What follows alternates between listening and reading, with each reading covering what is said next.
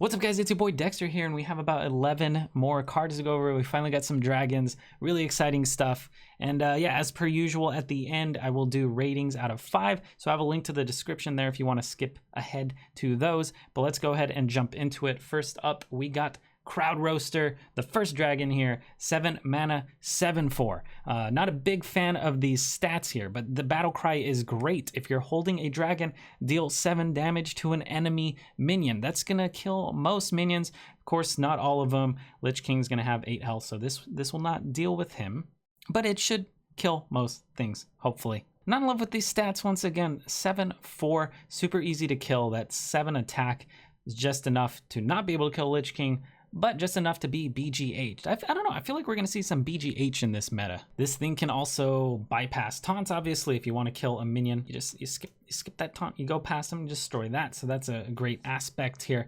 Very similar to a Firelands Portal, the 7 mana Mage card, which would do 5 damage to anything. Of course, that could go face, and it'd spawn a random minion, so you can high roll and you can low roll. But with this, you know what you're gonna get. You're gonna get a 7/4 dragon, but it also does a little bit more damage. Does 7 instead of 5, with the drawback that it can't go face. Firelands Portal saw a ton of play, and a lot of that was because it could go face, though. You're definitely not going to want to play this thing unless you're getting value from that battle cry. So this is only going to be in dragon decks. Now, does this enable stuff like Dragon Warrior? And would you run it in the Dragon Priests that we see now that have Dustbreakers already, and Primordial Drakes and Twilight Drakes? I'm not sure. Maybe as a one of, but I'm not sure you want 2 of these. All right, we also got Master's Call here, a hunter spell.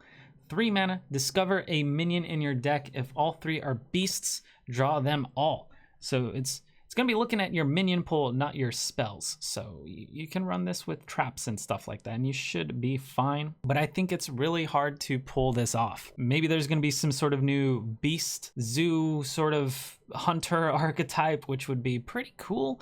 But with the current stuff out there, I just feel like you're not gonna want to run this thing, because if you have minions in your deck that aren't beasts, it's not great to draw 1 card for 3 mana. You could do like Stitch Tracker instead, and that would be a lot better. But yeah, in mid-range, usually on 3 mana, you want to be doing like an Animal Companion or a Bear Shark or something like that. And then on turn 4, you would love to Houndmaster that thing. Or maybe you just play Houndmaster Shaw. And Houndmaster and Houndmaster Shaw are not beasts, so you have that, and this card finds them. It's going to be a 3 mana discover 1 minion as opposed to all 3 beasts.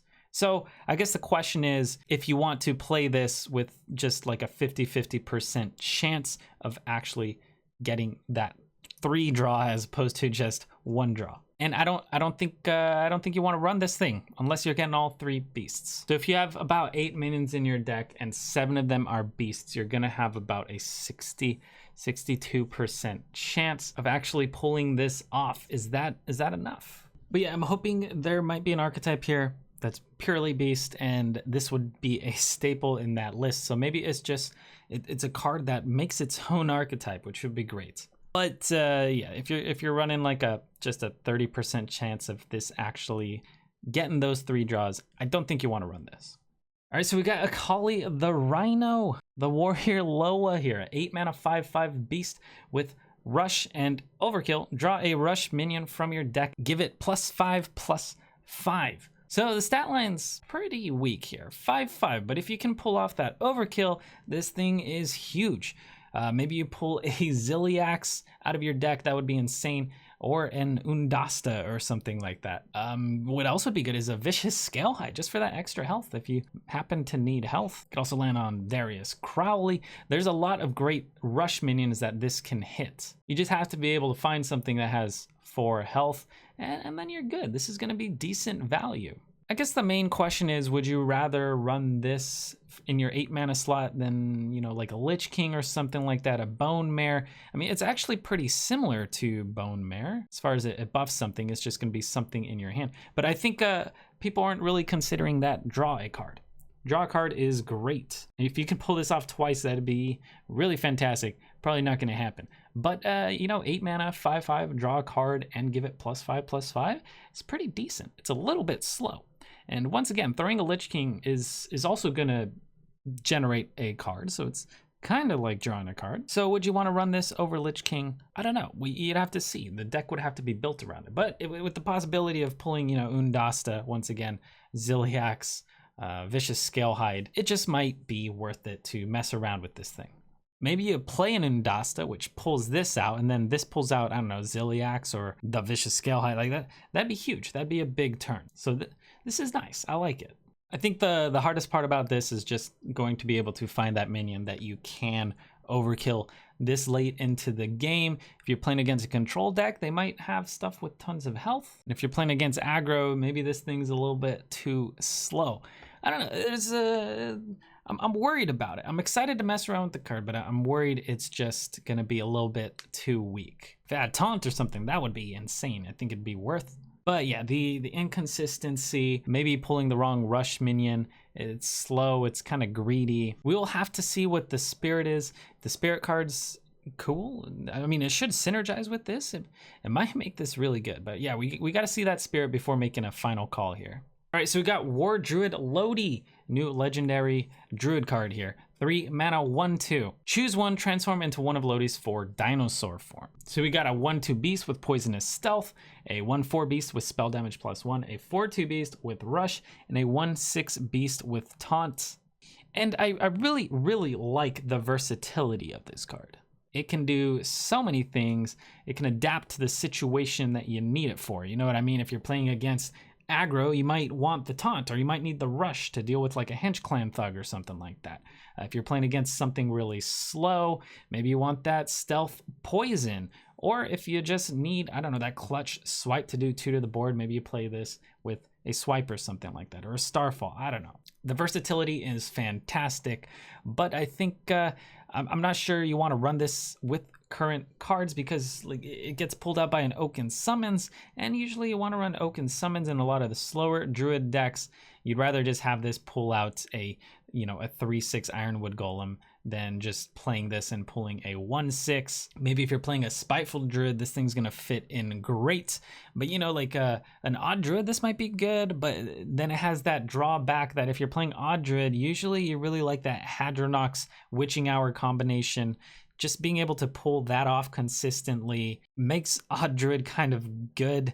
And then having this is gonna make it a lot weaker. Plus, Brokehart could pull this thing out as just a 1/2, so that weakens the Odd Druid argument. And then if you're playing this in a Taunt Druid, once again, you don't want to be able to Witching Hour one of these forms back over your Hadronox. That would really ruin you. So yeah, I don't think this thing's gonna see much play going off of current archetypes, but I think once the rotation happens, this thing might be quite good. Maybe once Hadronox is gone, maybe once Oaken Summons is gone, this might see some play because I'm just loving this flexibility here. All right, we got Stampeding Roar, another druid card here. 6 mana, summon a random beast from your hand and give it rush. This is gonna be kind of nutty. I do think there's gonna be some sort of big beast druid going around. We got that card that pulls a beast and doubles its health. So if you can do that and then pull it out with this, that'd be kind of nutty, especially if you landed on a Tyrantus, obviously.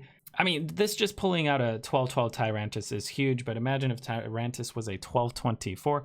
That'd be even crazier. Could pull out Undasta for a little bit cheaper. This card might have some good synergy with Juicy Psych Melon, so you can consistently pull that Tyrantus or whatever other beast you want, and then you can throw it out there with Rush. Maybe this allows you to pull out a Hadronox and kill it without having to use that Naturalize if they have a big minion out there. Or maybe you just don't even care, you just want to pull out Hadronox and smack something. But I do think this card is definitely going to help Big Beast Druid become a thing. So I'm really, I like this one. I like this card. And I feel like I keep saying this, but once the rotation happens, I think it's going to make this a lot better. All right, so we got Big Bad Voodoo, a new shaman spell. 2 mana, give a friendly minion death rattle, summon a random minion that costs 1 more. So there's a little bit of an RNG aspect here. Maybe you get a good minion, maybe you'll low roll. So that's kind of fun. I'm not sure you actually want to run this thing in your list. I don't know if it really makes a spot in any deck list, but I would be happy to get this thing off of a Hagatha, for example. It just seems like a lot worse than Ancestral Spirit. But yeah, it just doesn't seem to really have its place. If you're playing a lot of bigger minions, you probably just want them to come back as themselves. If you're playing like a big overload shaman, I don't know if you want to run this over Ancestral Spirit, or even in addition to, but I feel like you'd rather just have Ancestral Spirit and leave this thing in the pool to pull from Hagatha or something like that. I feel like it wouldn't be terrible on some sort of tempo deck that is running Corridor Creepers and Fungal Mancers, so you can kind of place this on that and it would turn into a new card once it dies.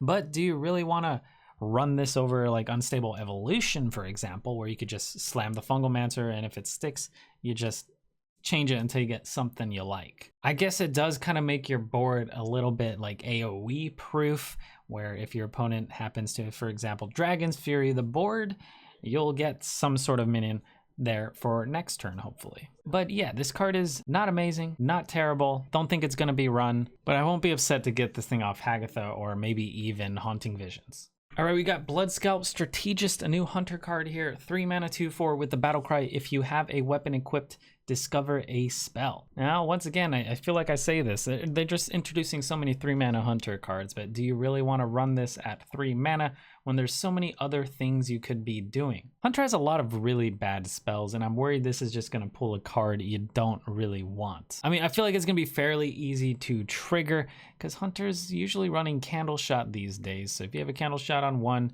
I don't know, you play a Trap on 2, and then you play this on 3.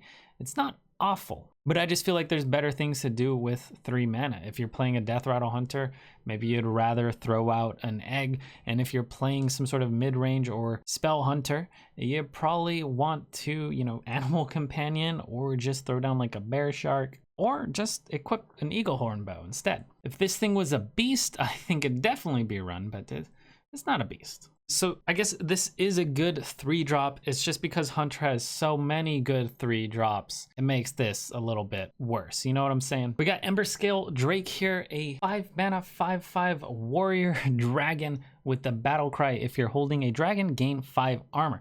Obviously a better version of Shield Maiden. Assuming you have dragons, you want to run this thing over a Cobalt Scalebane? I'm not sure. I guess if you're defensive, you probably want to run it. We also have to consider that it is odd. It can be run in odd dragon warrior lists, maybe with Alexstrasza. Maybe we got those Ember Scales in here. Ysera. It could be decent, but would you rather run the dragon package over the mech package that they're seeing right now? Or maybe you just run it in addition to? We're starting to get a bit lower on reveals, especially for specifically the warrior class. So I'm worried maybe we're not going to get enough dragons to make a dragon warrior truly great. There could be some good neutral dragons that are revealed soon, and that would hopefully increase the power level of dragon warrior this expansion. But we might have to wait for a later expansion in order to finally see dragon warrior. But yeah, if dragon warrior is a thing, I feel like you're running this. If you're being more defensive especially, and then if you're running a more tempo version, you might prefer Scalebane over this. We got Captain Hooktusk. New rogue legendary here, 8 mana 6/3 legendary card with the battle cry. Summon 3 pirates from your deck and give them rush. So this is a very powerful effect, very similar to maybe Brokehart. This would be great with ticket scalpers, but I'm not sure you actually want to run ticket scalpers in your deck just because they're so bad. If you end up drawing those before you draw this, it might make them not too useful. But if you slam this on 8, you pull out a couple ticket scalpers and a South Sea Captain, you're going to draw some cards. This thing's going to get you a lot of value. You can also maybe pull out some things that get you very little value. Maybe you're pulling like Shark Fin Fans, or maybe you're pulling a South Sea Deckhand. So it's going to make this sometimes not pull anything too impressive. But once again, if you pull those big boys, maybe you pull, I don't know, Green Skin, 2 South Sea Captains, that's going to be pretty decent. If you manage to summon these pirates and your opponent does not deal with them, maybe you can follow up with a Cannon Barrage. I mean, also there's the option, maybe you have Spirit of the Shark down, and then you play this thing and it's going to summon 6 pirates and give them rush. That's going to be insane. Hopefully your opponent can't deal with the board after that, because you'll probably be out of minions, but could be a super huge swing turn if your opponent doesn't have any way to deal with the board. Maybe we're going to see some more mid-range to late game pirates, which would make this a lot better. But as for right now, with pirates not being too strong, I feel like sometimes this card's just going to be a little bit too late. That 8 mana is going to be pretty late on, and I feel like pirate rogues are going to be a little bit more aggressive. they're going to want to end the game probably around this turn. So I guess this is kind of your final push to try and win. And if this doesn't seal the deal, it might just look grim for you from that point. Also, we have to consider this is a 6-3 stat line and it doesn't have rush. So this thing's probably going to get wrecked. Probably not going to stick on the board. But yeah, once again, if we see some bigger pirates, this thing might be really, really, really powerful. All right, so we got Sightless Ranger, a 5-mana 3/4 neutral card here. Rush and overkill, summon 2 1/1 bats. This thing seems really, really bad. I guess you can try and compare it to Ziliax, which is a 5-mana 3/2 with Rush, Taunt, Divine Shield, and Lifesteal. Ziliax is just so much better. First of all, the overkill here, it's not great. And then also it's going to be hard to find something that has 2 or less health to kill, possibly. Because around turn 5, usually other things are going to be a little bit more healthy than 2 health. Like this would be pretty good against Zoo or an Odd Paladin, but I feel like I would rather just run like Tar Creepers or something a lot cheaper with some decent stats than this dude. Yeah, just because the stats are so trash, I think this card is just, it's garbage. It's not going to see any play. This thing's bad. All right, so we got Elemental Evocation here, a new Mage spell. 0 mana, and the next elemental you play this turn costs 2 less. This thing looks very, very good to me. I think it's a little bit underrated. It's not going to be too versatile. Obviously, it's going to have to be run in some sort of elemental list. But it's kind of like the OG Innervate, man. And that was insane. Throwing out a Bittertide Hydra super early was so huge. Or getting that turn 1 Flappy Bird. Now imagine getting this thing, and on turn 3 you can slam like a Bonfire Elemental. You can get an early Water Elemental to shut down weapon classes such as Rogue. This thing can get out an early Arcanosaur, which is probably why Arcanosaur costs so much. You can get an early Blaze Caller, which would be great. A turn 1 Tar Creeper is huge. Turn 1 Nightmare Amalgam. Like, this thing is gonna be great, and I think it fits perfectly in an elemental list that's running Glyph. Maybe Glyph is your only other spell aside from this thing. You can high roll, like, yeah, your Glyph might pull this sometimes, and that's okay. Maybe it turns into a 2-mana draw 2 instead of 2-mana draw 3.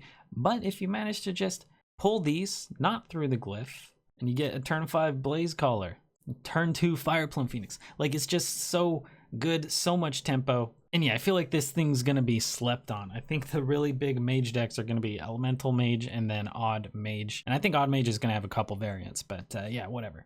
Don't sleep on this card, boys. I think it's gonna be good. So yeah, that's about it. I'm gonna do more card reviews. So be sure, if you like that content, hit that like button, hit that sub button. Don't forget about the reviews, which are coming up right now. Good luck on ladder, stay hydrated, and we'll see you next time.